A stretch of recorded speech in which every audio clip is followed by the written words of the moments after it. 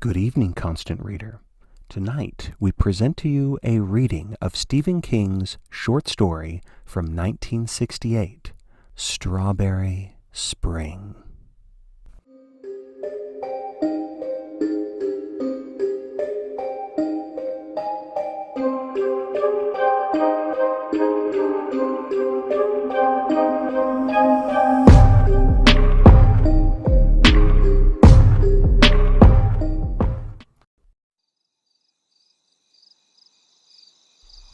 Spring-heeled Jack. I saw those two words in the paper this morning, and my God, how they take me back. All that was 8 years ago, almost to the day. Once, while it was going on, I saw myself on nationwide TV, the Walter Cronkite Report. Just a hurrying face in the general background behind the reporter, but my folks picked me out right away. They called long distance. My dad wanted my analysis of the situation. He was all bluff and hearty and man-to-man. My mother just wanted me to come home. But I didn't want to come home. I was enchanted. Enchanted by that dark and mist-blown strawberry spring, and by the shadow of violent death that walked through it on those nights 8 years ago, the shadow of Spring-heeled Jack. In New England, they call it a strawberry spring. No one knows why. It's just a phrase the old-timers use.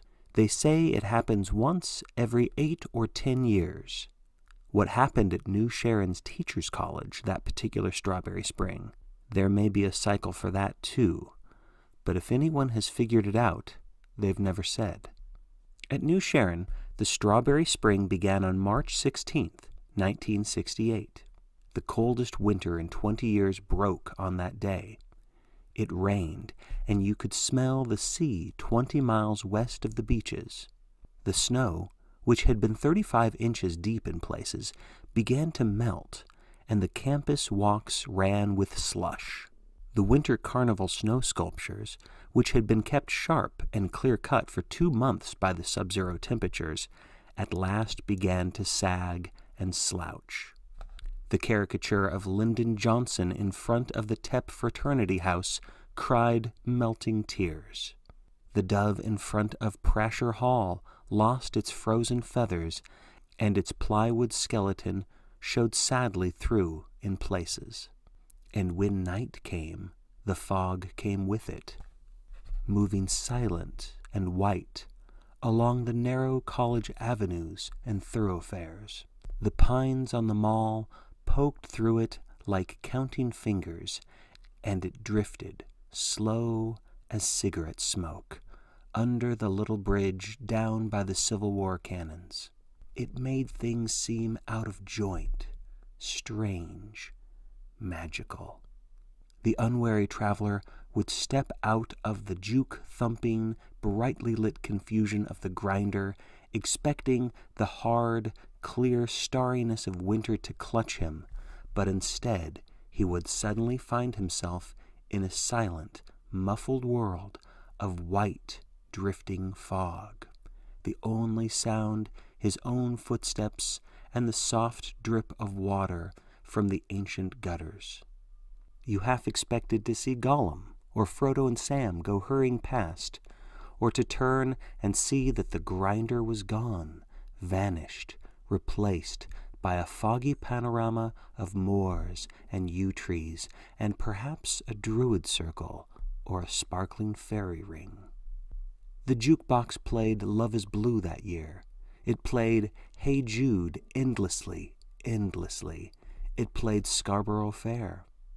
And at 10 minutes after 11 on that night, a junior named John Dancy, on his way back to his dormitory, began screaming into the fog, dropping books on and between the sprawled legs of the dead girl lying in a shadowy corner of the Animal Sciences parking lot, her throat cut from ear to ear, but her eyes open and almost seeming to sparkle, as if she had just successfully pulled off the funniest joke of her young life. Dancy an education major and a speech minor, screamed and screamed and screamed. The next day was overcast and sullen, and we went to classes with questions eager in our mouths. Who? Why? When do you think they'll get him? And always the final thrilled question, did you know her? Yes, I had an art class with her. Yes, one of my roommate's friends dated her last term. Yes, she asked me for a light once in the grinder. She was at the next table. Yes, oh yes. We all knew her. Her name was Gail Kerman, and she was an art major. She wore granny glasses and had a good figure. She was well liked, but her roommates had hated her. She had never gone out much, even though she was one of the most promiscuous girls on campus. She was ugly but cute. She had been a vivacious girl who talked little and smiled seldom. She had been pregnant, and she had had leukemia. She was a lesbian who had been murdered by her boyfriend. It was strawberry spring, and on the morning of March 17th, we all knew Gail Kerman. Half a dozen state police cars crawled onto the campus, and most of them parked in front of Judith Franklin Hall, where the Kerman girl had lived. On my way past there to my 10 o'clock class, I was asked to show my student ID. I was clever. I showed him the one without the fangs. "Do you carry a knife?" the policeman asked cunningly. "Is it about Gail Kerman?" I asked, after I told him that the most lethal thing on my person was a rabbit's foot keychain. "What makes you ask?" he pounced. I was 5 minutes late to class. It was strawberry spring, and no one walked by themselves through the half-academical, half-fantastical campus that night. The fog had come again, smelling of the sea, quiet and deep. Around 9 o'clock, my roommate burst into our room, where I had been busting my brains on a Milton essay since 7. "They caught him," he said. "I heard it over at the grinder." "From whom?" "I don't know. Some guy. Her boyfriend did it. His name is Carl Amalara." I settled back, relieved and disappointed. With a name like that, it had to be true. A lethal and sordid little crime of passion. "Okay," I said. "That's good." He left the room to spread the news down the hall. I reread my Milton essay, couldn't figure out what I had been trying to say, tore it up, and started again. It was in the papers the next day. There was an incongruously neat picture of Amalara, probably a high school graduation picture, and it showed a rather sad-looking boy with an olive complexion and dark eyes and pockmarks on his nose. The boy had not confessed yet, but the evidence against him was strong. He and Gail Kerman had argued a great deal in the last month or so, and had broken up the week before. Amalara's roomie said he had been despondent. In a footlocker under his bed, police had found a 7-inch hunting knife from L.L. Bean's, and a picture of the girl that had apparently been cut up with a pair of shears. Beside Amalara's picture was one of Gail Kerman. It blurrily showed a dog, a peeling lawn flamingo, and a rather mousy blonde girl wearing spectacles. An uncomfortable smile had turned her lips up, and her eyes were squinted. One hand was on the dog's head. It was true then. It had to be true. The fog came again that night, not on Little Cat's feet, but as an improper, silent sprawl. I walked that night. I had a headache, and I walked for air, smelling the wet, misty smell of the spring that was slowly wiping away the reluctant snow, leaving lifeless patches of last year's grass bare and uncovered, like the head of a sighing old grandmother. For me, that was one of the most beautiful nights I can remember. The people I passed under the haloed streetlights were murmuring shadows, and all of them seemed to be lovers, walking with hands and eyes linked. The melting snow dripped and ran, and from every dark storm drain the sound of the sea drifted up, a dark winter sea, now strongly ebbing. I walked until nearly midnight, until I was thoroughly mildewed, and I passed many shadows, heard many footfalls, clicking dreamily off down the winding paths. Who is to say that one of those shadows was not the man, or the thing, that came to be known as Spring-Heeled Jack? Not I, for I passed many shadows, but in the fog I saw no faces. The next morning, the clamor in the hall woke me. I blundered out to see who had been drafted, combing my hair with both hands and running the fuzzy caterpillar that had craftily replaced my tongue across the dry roof of my mouth. "He got another one," someone said to me, his face pallid with excitement. "They had to let him go." "Why go?" "Amalara," someone else said gleefully. "He was sitting in jail when it happened." "When what happened?" I asked patiently. Sooner or later I would get it, I was sure of that. "The guy killed somebody else last night, and now they're hunting all over for it." "For what?" The pallid face wavered in front of me again. "Her head. Whoever killed her took her head with him." New Sharon isn't a big school now, and was even smaller then. The kind of institution the public relations people chummily refer to as a community college. And it really was like a small community, at least in those days.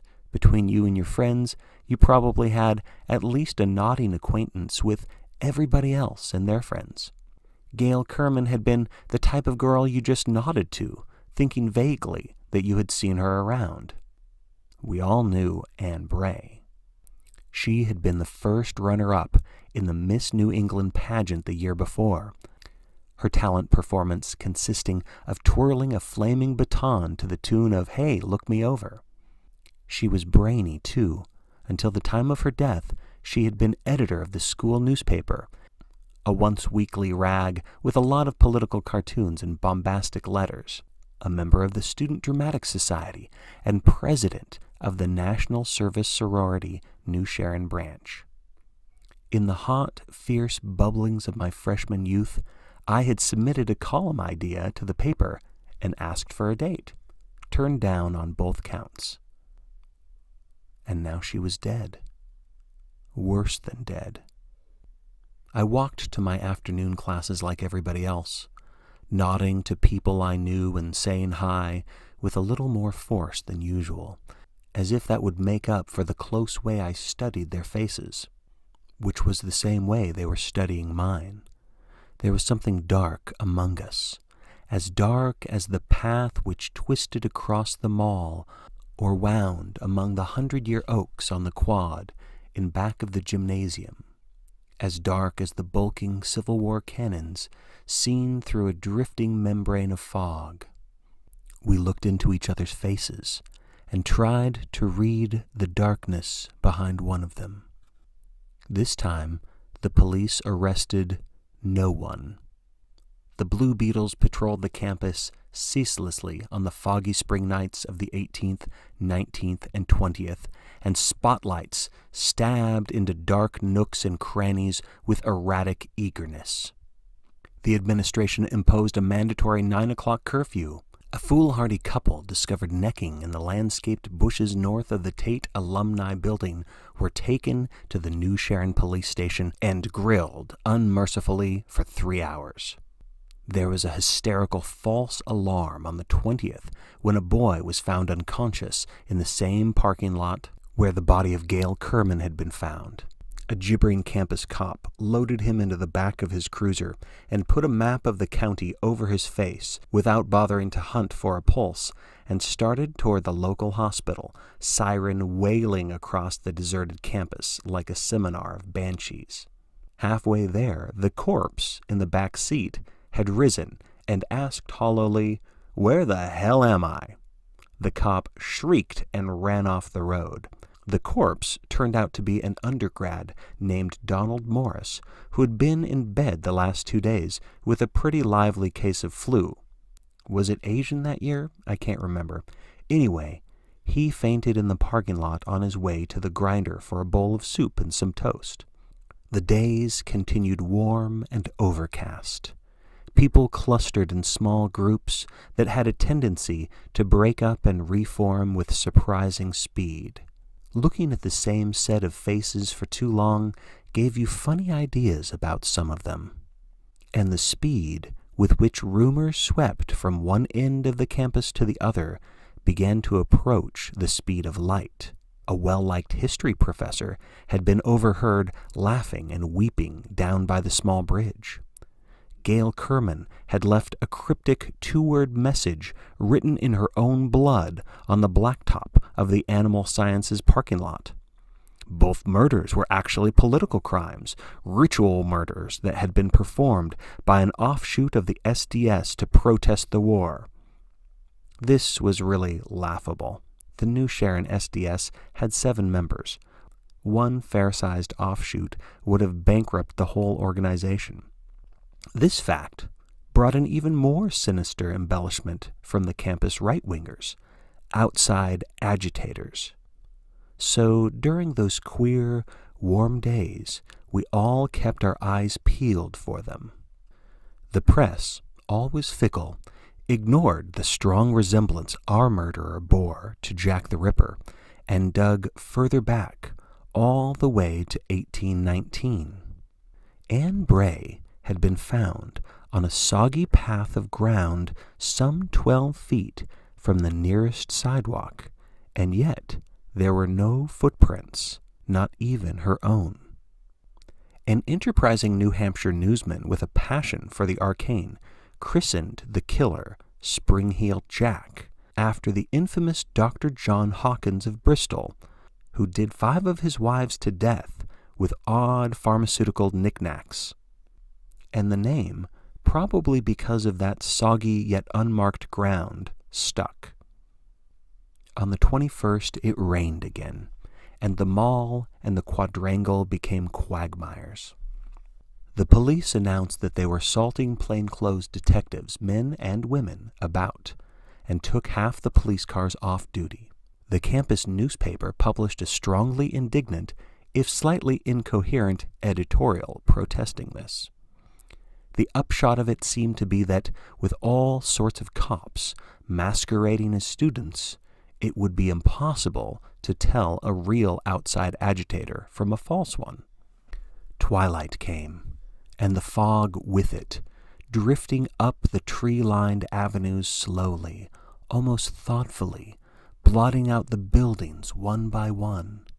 It was soft, insubstantial stuff, but somehow implacable and frightening.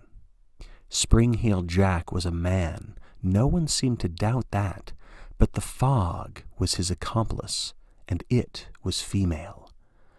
Or so it seemed to me. It was as if our little school was caught between them, squeezed in some crazy lover's embrace, part of a marriage that had been consummated in blood. I sat and smoked and watched the lights come on in the growing darkness and wondered if it was all over. My roommate came in and shut the door quietly behind him. "It's going to snow soon," he said. I turned around and looked at him. "Does the radio say that?" "No," he said. "Who needs a weatherman? Have you ever heard of Strawberry Spring?" "Maybe," I said. "A long time ago. Something grandmothers talk about, isn't it?" He stood beside me, looking out at the creeping dark. "Strawberry Spring is like Indian Summer," he said, "only much more rare. You get a good Indian Summer in this part of the country once every 2 or 3 years. A spell of weather like we've been having is supposed to come only every 8 or 10. It's a false spring, a line spring, like Indian Summer is a false summer. My own grandmother used to say Strawberry Spring means the worst norther of the winter is still on the way, and the longer this lasts, the harder the storm." "Folk tales," I said. "Never believe a word. I looked at him. "But I'm nervous. Are you?" He smiled benevolently and stole one of my cigarettes from the open pack on the window ledge. "I suspect everyone but me and thee," he said, and then the smile faded a little. "And sometimes I wonder about thee. Want to go over to the Union and shoot some 8-ball? I'll spot you 10. Trig prelim next week. I'm going to settle down with a magic marker and a hot pile of notes." For a long time after he was gone, I could only look out the window, and even after I had opened my book and stared in, part of me was still out there, walking in the shadows where something dark was now in charge. That night, Adele Perkins was killed. 6 police cars and 17 collegiate-looking plainclothes, 8 of them were women imported all the way from Boston, patrolled the campus. But Spring-Heeled Jack killed her just the same, going unerringly for one of our own. The false Spring, the lying Spring, aided and abetted him. He killed her and left her propped behind the wheel of her 1964 Dodge, to be found the next morning, and they found part of her in the back seat and part of her in the trunk. And written in blood on the windshield, this time fact instead of rumor, were 2 words: ha, ha. The campus went slightly mad after that. All of us and none of us had known Adele Perkins. She was one of those nameless, harried women who worked the break-back shift in the grinder from 6 to 11 at night, facing hordes of hamburger-happy students on study break from the library across the way. She must have had it relatively easy those last 3 foggy nights of her life. The curfew was being rigidly observed, and after 9, the grinder's only patrons were hungry cops and happy janitors. The empty buildings had improved their habitual bad temper considerably. There is little left to tell. The police, as prone to hysteria as any of us, and driven against the wall, arrested an innocuous homosexual sociology graduate student named Hanson Gray, who claimed he could not remember where he had spent several of the lethal evenings. They charged him, arraigned him, and let him go to scamper hurriedly back to his native New Hampshire town after the last unspeakable night of Strawberry Spring, when Marcia Curran was slaughtered on the Mall. Why she had been out and alone is forever beyond knowing. She was a fat, sadly pretty thing who lived in an apartment in town with 3 other girls. She had slipped on campus as silently and as easily as Spring-Heeled Jack himself. What brought her? Perhaps her need was as deep and as ungovernable as her killers, and just as far beyond understanding. Maybe a need for one desperate and passionate romance with a warm night, the warm fog, the smell of the sea, and the cold knife. That was on the 23rd. On the 24th, the president of the college announced that spring break would be moved up a week, and we scattered, not joyfully, but like frightened sheep before a storm, leaving the campus empty and haunted by the police and one dark specter. I had my own car on campus, and I took 6 people downstate with me, their luggage crammed in helter-skelter. It wasn't a pleasant ride. For all any of us knew, Spring-Heeled Jack might have been in the car with us. That night, the thermometer dropped 15 degrees, and the whole northern New England area was belted by a shrieking norther that began in sleet and ended in a foot of snow. The usual number of old duffers had heart attacks shoveling it away, and then, like magic, it was April, clean showers and starry nights. They called it Strawberry Spring. God knows why, and it's an evil, lying time that only comes once every 8 or 10 years. Spring-heeled Jack left with the fog, and by early June, campus conversation had turned to a series of draft protests and a sit-in at the building where a well-known napalm manufacturer was holding job interviews. By June, the subject of Spring-heeled Jack was almost unanimously avoided, at least aloud. I suspect there were many who turned it over and over privately, looking for the one crack in the seamless egg of madness that would make sense of it all. That was the year I graduated, and the next year was the year I married. A good job in a local publishing house. In 1971, we had a child, and now he's almost school age. A fine and questing boys with my eyes and her mouth. Then, today's paper. Of course, I knew it was here. I knew it yesterday morning when I got up and heard the mysterious sound of snowmelt running down the gutters and smelled the salt tang of the ocean from our front porch, 9 miles from the nearest beach. I knew Strawberry Spring had come again when I started home from work last night and had to turn on my headlights against the mist that was already beginning to creep out of the fields and hollows, blurring the lines of the buildings and putting fairy halos around the street lamps. This morning's paper says a girl was killed on the New Sharon campus near the Civil War cannons. She was killed last night and found in a melting snowbank. She was not all there. My wife is upset. She wants to know where I was last night. I can't tell her because I don't remember. I remember starting home from work, and I remember putting my headlights on to search my way through the lovely, creeping fog, but that's all I remember.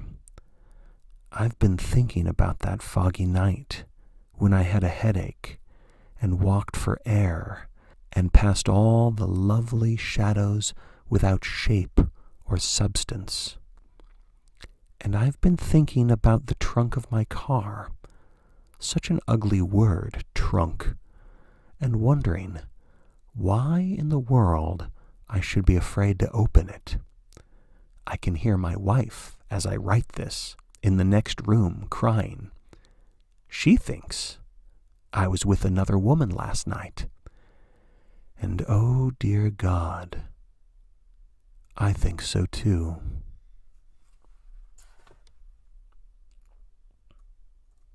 Thank you for watching and listening to Strawberry Spring, a short story by Stephen King that can be found in his Night Shift collection.